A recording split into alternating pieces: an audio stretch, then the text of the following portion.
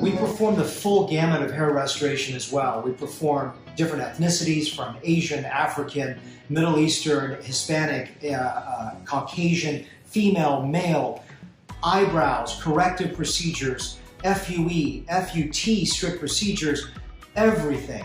Corrective, plug corrections, scar corrections. And you say, well, you know, how do you perform all that? Why is that so important?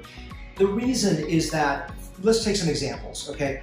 If you're working with African American hair, it's so different. Eyebrows in African American, which we do a lot of, is so difficult to perform well. And it is the highest level of art.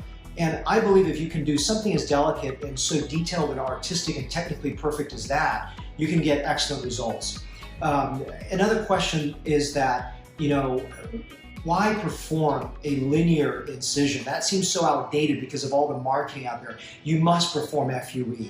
And I've written the only textbook on FUE. I'm actually in the process of writing a double volume, so it'll be double the size of the only book ever written in the world. So we perform quite a few FUEs, several a week.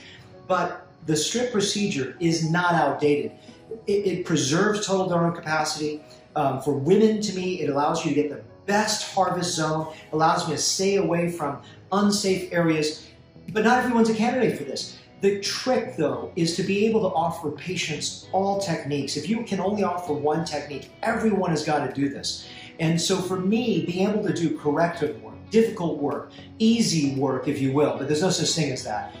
Females, males, different ethnicities, you can truly create, in my opinion, the most artistic results out there, and being able to exercise that level of creativity offers my patients something that I think people can't do if they're just doing one type of hair transplant for everyone.